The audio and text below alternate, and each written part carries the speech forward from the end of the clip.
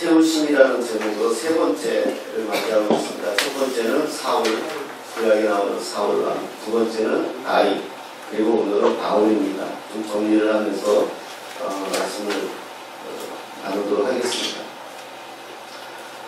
이스라엘 백성들이 왕을 달라 하나님 앞에 요청하죠.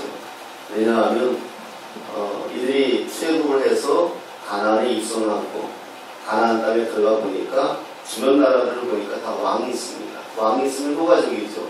왜냐하면 즉각적으로 대처할 수 있다는 장점이 있고 또 여러 가지의 입장에서 볼 때에 잘 정돈되어져 있고 정리되어져 있는 모습을 볼 수가 있죠. 아무래도 신정 정치를 하다 보니까 늦어지는 것 같고 확실하지 않은 것 같고 이런 부담감이 있었죠. 그래서 이들이 하나님께 왕을 달라. 그 이면에는 우리도 저들처럼 살고 싶습니다 라는 그런 어떤 것들이 바탕이 깔려져도 있었겠죠. 사무엘은 속이 상했죠. 왜냐하면 마치 자기를 버리는 것 같았습니다. 왜냐하면 왕은 아니었지만 신정정치였기 때문에 제사장이자 사사인 자기가 모든 것을 했는데 왕을 달라 하는 것은 자기를 버리는 것이다 라고 여겼기 때문에 마음에 상심이 왔던 것 같아요. 그것을 아신 하나님이 사무엘에게 뭐라고 얘기하죠? 너를 버린 것이 아니라 나를 버린 것이다 라고 하시면서 그렇게 하도록 해라 라고 하죠. 그러면서 하나님께서 준비하고 예비한 인물이 사울이었습니다. 그러니까 잘 봤죠? 짧은 시간에 사울에게 하나님이 특별 과외를 시키잖아요. 사무엘을 통해서 하나님의 말씀을 가르치고 성령의 임재를 가르치고 성령 안에서 하나님의 영 안에서 어떻게 살아야 되는지를 가르치는 것을 우리가 보았어요. 그런데 우리가 새벽기도 시간에 사무엘을 보고 있지만은 사무엘은 왕이 되자마자 어떤 마음이 들었죠? 사람들한테 잘 보이고 싶었고 백성들에게 내가 왕이라는 것을 인식시키고 싶었죠. 그 가장 효과적인 방법은 전쟁이었지 않습니까? 그래서 블레셋을 건드렸죠. 잘못 건드렸죠. 블레셋은 굉장한 숨어있는 대국이었는데 자기는 모아봤자 3,000명인데 블레셋은 어때요? 병거가 엄청 많고 탱크죠. 자기는 좀 그러니까 상황이 져버렸죠. 그런 상황에다 또 어느 것까지 겹쳐요? 제사를 지내야 되는데 사무엘이 늦었죠. 인간적인 측면에서 다 이해가 되죠. 예배 시간에 목사가 늦으면 장로가 집전할 수 있죠. 목사가 늦으면 권사가 집전할 수 있고요. 그런데 하나님은 그것을 본 게 아니라 룰을 보았단 말입니다. 중심을 본 거죠. 사울의 입장에서는 당연하죠. 가뜩이나 지금 바닷가에 모래알같이 적군들이 많고 이스라엘 백성들은 두려워서 슬슬 도망가니까 빨리 하나로 규합시키는 가장 큰 방법은 뭘까요? 예배잖아요. 예배를 이용하고 싶었던 거잖아요. 이 사울의 마음, 그러니까 룰을 어긴 것도 어긴 것이지만 그 사울 안에 있는 그 마음을 하나님은 아신 거죠. 하나님을 절대로 의지하지 아니하고 어떤 그것을 이용하려 든 것에 대한 하나님께서 그러자 어떻게 합니까? 하나님께서 버렸다라는 표현을 써요. 나는 너를 버렸다. 그런데 그걸 다시 회복시키는 한 가지 방법이 있었죠. 아들 요나단이 혜성같이 등장해서 어떻게 합니까? 이 싸움은 하나님께 있습니다. 이 고백 한마디에 사울이 왕위에서 떨어질 것을 연장시켜 주죠. 그래서 우리가 고백했죠. 신앙 고백이 이렇게 중요한 겁니다. 우리가 예배 시간 안에 예전 안에 있는 사도신경 고백이 국어 자랑이 아닙니다. 잘 외우고 있느냐가 아닙니다. 우리의 신앙의 고백입니다. 내 신앙 고백 하나가 하나님의 감동이 되면 역사가 바뀌는 것이에요. 이스라엘 역사가 바뀌어요. 사울을 하나님이 버렸다지만 아들 요나단에 의해서 아들 하나 잘 둔 거죠. 요나단에 의해서 연장돼요. 하지만 또 사울은 또 어기죠. 어떤 사건이었어요?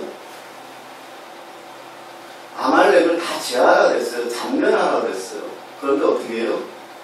좋은 것은 남겨두고 나쁜 것만 잔멸했어요.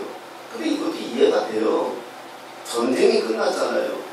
우리나라 유교가 전쟁을 경험해봤잖아요. 백성들 피폐하잖아요. 먹을 거 없잖아요.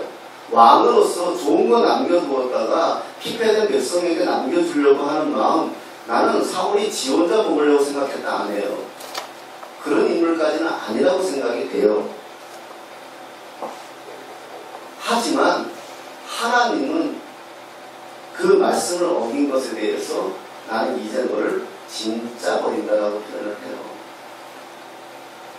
그러니까 여기에서 우리는 주는 교훈이 뭘까요? 하나님의 세우심은 우리의 생각과 우리의 의지가 아무리 옳다 할지라도 하나님의 말씀에 입각해서 아니라고 여길 때에는 스톱할 수 있는 신앙의 자세, 그게 신앙이다. 이성과 신앙이 부딪힐 때에 신앙 앞에 한 수 꺾어줄 수 있는 것이 믿음이다. 그렇게 말씀하는 것 같아요. 다윗은 또 어때요? 다윗은 어려서부터 허들의 일 다 해요.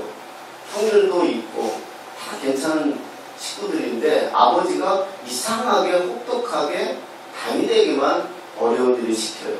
어려서부터 아버지 양치라고. 우리 어렸을 때 뭐 저는 안 해봤지만 소 몰고 가서 소 이렇게 풀을 먹이고 이런 건 아니에요. 광야에서 양을 지킨다는 것은 사자떼하고 싸워야 되는 거고 야생에서 사는 거예요. 그러니까 다윗은 어려서부터 뭐 미운 털이 박혔는지 왜 이상하게 다윗만 그렇게 그래 이세가 그렇게 다윗만 힘들게 또 급기야 어떤 일이 벌어졌죠? 전쟁이 났어요. 징집병 되니까 다 형들이 전쟁터에 나갔어요. 먹을 거 갖다 줘야 돼요. 그날도 얘기했죠. 약 1.5리터짜리 20병 정도 되는 거를 15세, 16세, 17세 되는 어린아이가 우리 지금 때 같으면 중학생, 고등학교 1학년 아니에요? 말 들어요? 그거 짊어지고 형들 갖다 주라고 하면 들고 가겠어요? 다윗에게 시켜요. 가지고 갖다 주라고. 근데 다윗은 또 오케이 해요. 착하죠. 치즈 덩어리야. 거기 가서 누구 만나요? 골리앗 만나요. 그래서 그날 우리가 말씀 나눈 게 뭐죠? 순종이다. 다윗이 그 전쟁터 갔기 때문에 골리앗 만났어요. 물론 하나님은 역사하시는 분이니까 또 다른 환경을 만들어서 다윗을 나이되게 하셨겠죠. 하지만 다윗이 그 아버지의 말씀에 순종해서 내가 청소년 사역할 때 청소년 아이들한테 늘 했던 말이 그래요. 부모 말 순종해라. 거기서부터 훈련이다. 하나님은 거기서부터 훈련이다. 이상하게 동방예의 지국이라는 우리나라가 이상하게 잘 가르친다면서 부모를 자식간에 잘 못 가르쳐요. 유대의 탈무드는 저는 그렇게 좋아하지 않지만 한 번씩 읽어보면 10계명 중에서 5계명이 부모에게 공경하라잖아요. 우리가 공경하라는 이 표현이 번역이 공경이라고 표현되어져 있기 때문에 단순히 그냥 공경하는 의미가 되어져 있는데 이 히브리적 관점에서 본 공경은 공경이 그게 아니고요. 대리자예요. 대리자. 이 땅의 대리자예요. 부모가.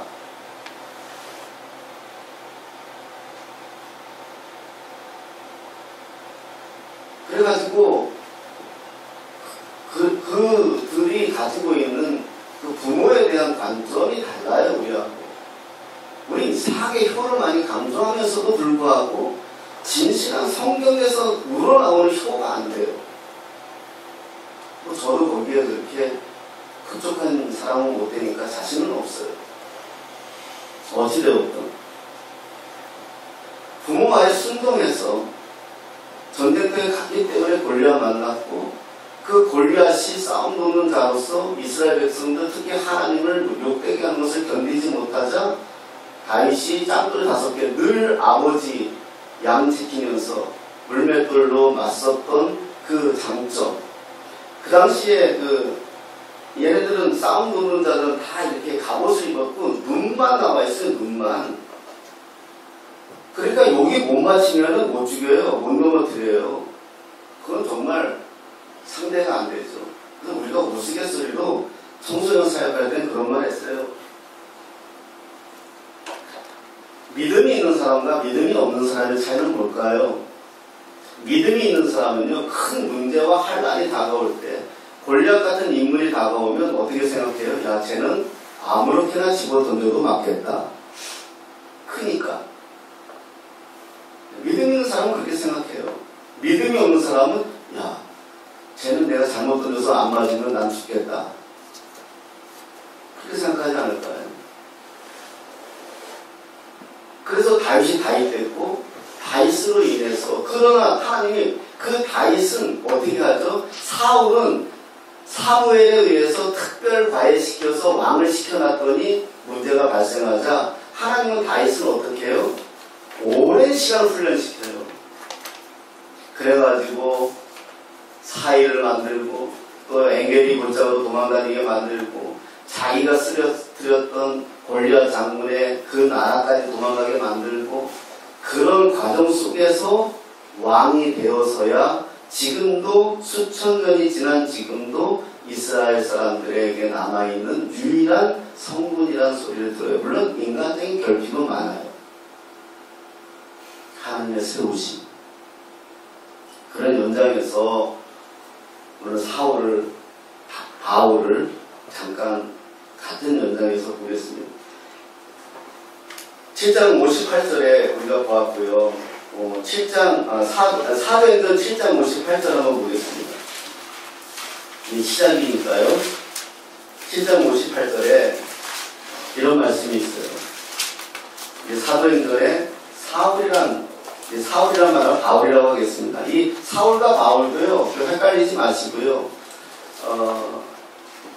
그 당시의 문화는 다 헬라 문화예요. 헬라 사람들, 헬라 문화잖아요. 히브리 사람이 헬라 땅에 들어가 살기 위해서는 헬라 이름이 있어야 돼요. 그게 사울이에요. 바울이에요, 바울. 그리고 자기 부모들하고 자기가 가지고 있는 히브리적 이름이 사울이에요. 뭐 큰 자, 작은 자란 뜻이지만은 그냥 그 문화 속에 바울, 사울이에요. 그러니까 바울이라고 그냥 제가 말씀을 드리겠어요. 58절 우리 함께 읽겠습니다. 시작. 성을 밖으로 내치고 돌로 칠세 증인들이 옷을 벗어 사울이라 하는 청년의 발 앞에 둡니다. 사울이라 하는 청년의 발 앞에 둡니다.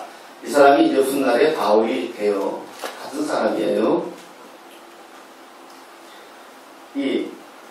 왜 하필 사울에게 스데반 집사의 옷을 갖다 두었을까? 뭐 여러 가지 풍요적인 설교를 할 수 있어요. 풍요적인 이야기는 이야기할 수 있어요. 그러나 가장 쉽게 이야기하면 그 당시에 그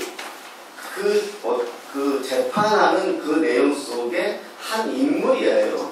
그러니까 사형 집행하는 어떤 그런 친구, 사형 집행은 많이 무서운데 어떤 그 인물들 속에 한 인물이고 가장 젊은 사람이기 때문에 그 부분을 맡은 한 사람일 뿐이에요.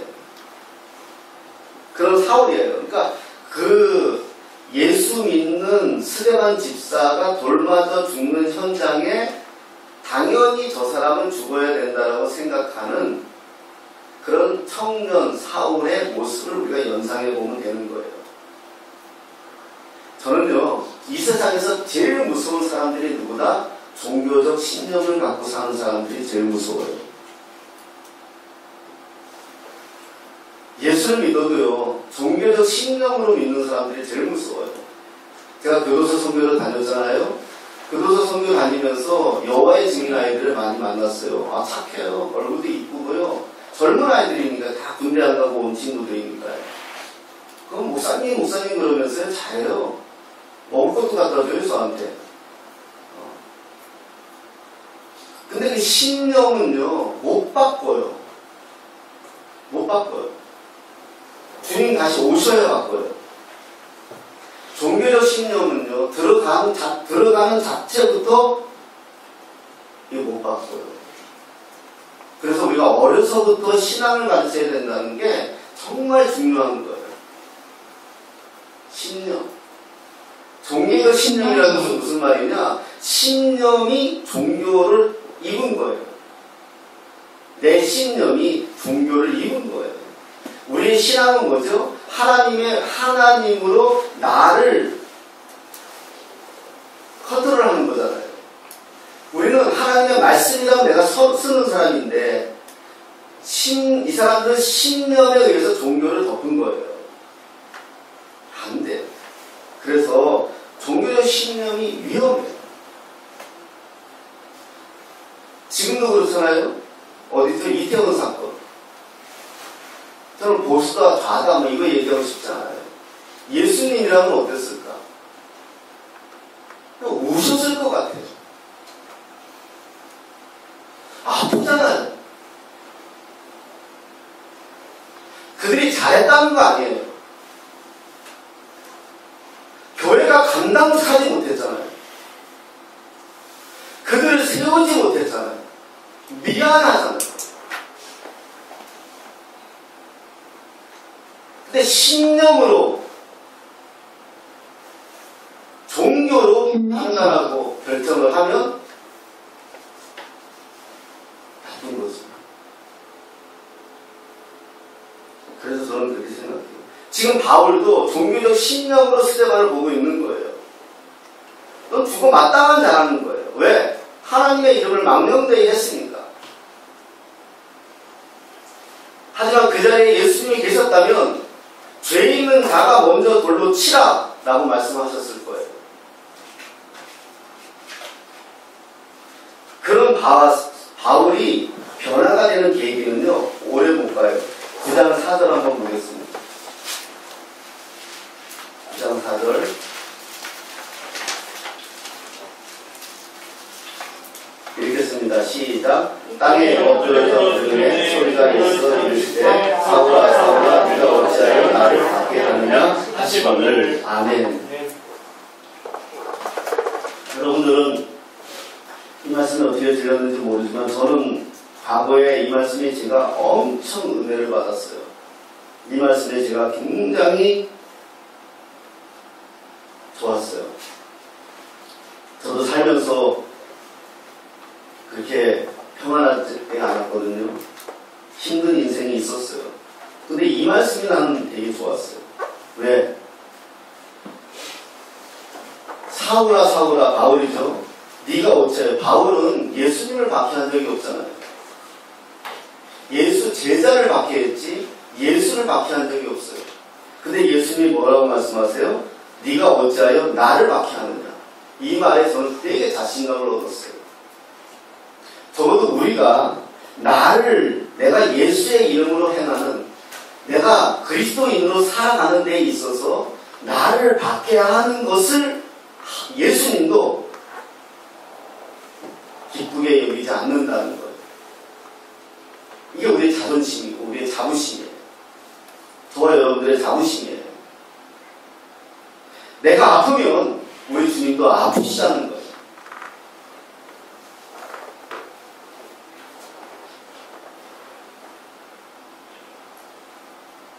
이게 얼마나 우리에게 위로가 되고 힘이 되는지 여러분 경험해 보셨나요? 누가 나를 말도 안 되는 걸로 모함할 수 있잖아요. 누가 나를 말도 안 되는 걸로 그걸 뭐라 그래? 그래요. 뒷담화 할 수 있잖아요. 그거 이겨낼 수 있는 사람 별로 없어요. 다 속상하고 다 힘들어요. 이 말씀이 위로가 되는 거예요.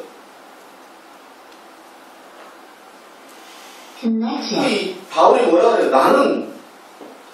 바울은 깜짝 놀라는 거죠. 그런 적이 없잖아요. 누구냐? 누구십니까? 나는 네가 박해하는 예수라. 그리고 여기서 중요한 게 8절을 보겠습니다.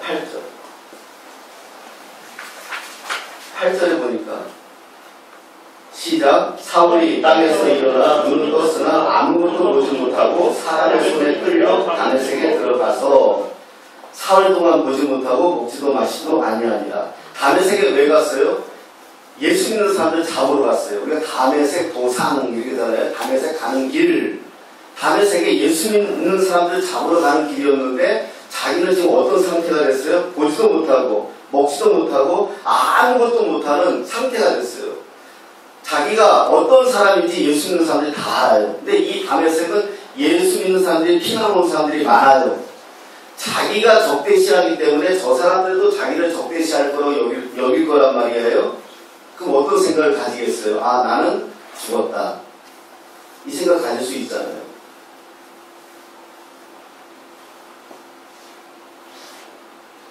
그런데요, 우리가 세우심이라는 주제로 지금 3주를 보고 있는데 그 세우심의 닉보로는 뭐다? 하나님의 일하심이에요. 사울 뒤에 하나님이 항상 사무엘을 통해서 일하시는 걸 보았고요. 다윗 뒤에 항상, 다윗은 모르지만 하나님이 항상 다윗을 위하여 일하는 걸 보았어요. 오늘도 사울 뒤에 하나님이 일하세요. 어떻게 일해요? 10절부터 나오는데 아나니아에게 하나님이 말씀하세요. 일어나 집가로 가라. 그리고 사울이라는 사람을 찾으라. 그리고 그가 안수하여 다시 눈을 뜨게 해줘라. 근데 아나니아가 뭐라고 그래요? 말도 안 되는 소리를 하죠. 이 사람에 대하여 내가 여러 사람에게 들었는데 벌써 들었다는 거잖아요. 예루살렘에서 주의 성도에게 적지 않은 해를 끼쳤는데 어떻게 내가 더구나 대제사장에게 우리를 잡아오라는 권한까지 가지고 왔다는데 어떻게 할 수 있습니까? 못하겠다는 거죠. 그러니 예수님이 가라. 이 사람은 내 이름을 위하여 이방인과 임금들과 이스라엘 자손들에게 전하기 위한 택한 나의 그릇이다. 그래서 가요. 말씀 앞에 순종해서 가요. 그리고요, 이거 한번 읽어보겠습니다. 17절, 9장 17절 한번 읽어보겠습니다. 9장 17절입니다. 시작. 아나니아가 떠나 그 집에 들어가서 그에게 안수하여 이르되 형제 사울아, 주 곧 네가 오는 길에서 나타나셨던 예수께서 나를 보내어 너를 반드시 보게 하시고 성령으로 충만하게 하신다 하니. 여기서 가장 확실한 단어는요, 나는요, 형제 사울아.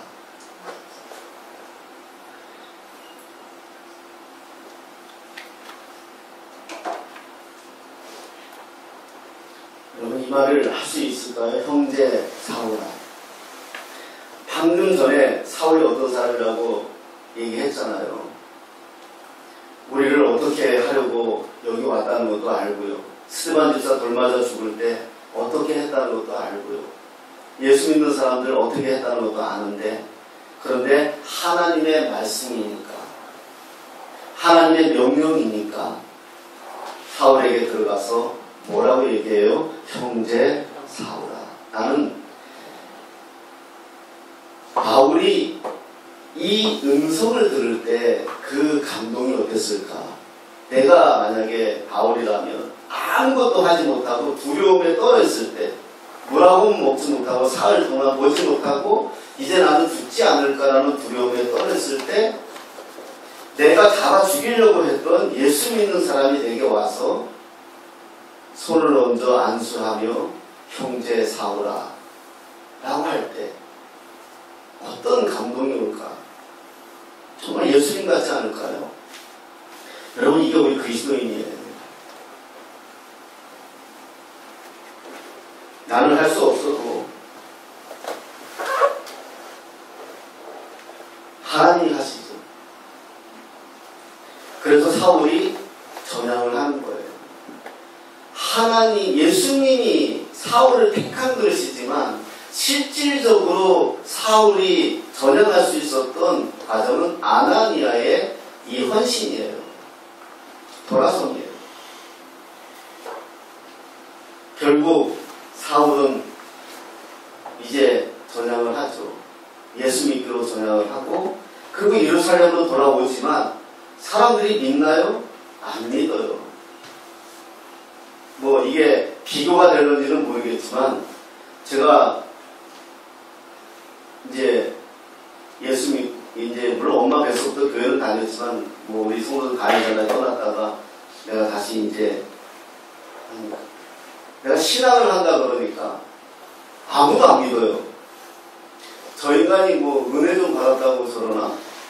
왜 저러지? 이런 분위기예요. 그래요. 그래서 그런가 보다 하고, 제 아내만 이제, 나하고 신학교 내가 가고, 아내가 이제 일 다니겠다고, 난 결혼하자마자 일을 안 시켰잖아요. 일을 하겠다고 일하고. 그리고 이제 신학교 다니면서. 근데 언제 조금 인정을 해줬냐면요. 제가 뭐, 내가 낸데 하고 돌아다녔잖아요. 꼴값 떨고요. 새벽에 신문 배달했어요. 새벽 2시 반서부터 아침 7시 반까지.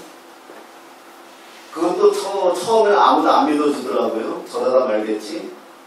1년 했어요. 눈 오면은요, 미쳐요. 오토바이 타고. 비 오면 아침 10시까지 해야 되고, 제일 싫은 인간들이 술을 터드시고, 남의 오토바이 걷어차고 가는 인간들. 사람들은 그러더라고요. 눈에 보이는 것으로 평가하더라고요. 그거 한 1년 하니까 조금 믿어주더라고요. 손병훈이가 조금 변했구나. 달라졌구나.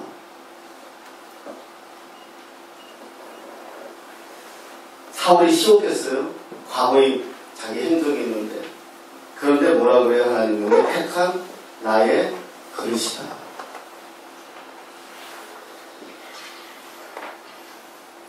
우리 디모데후서 4장 7절 말씀 한번 보겠습니다. 바울이 쓴 서신인데요. 디모데후서 4장 7절.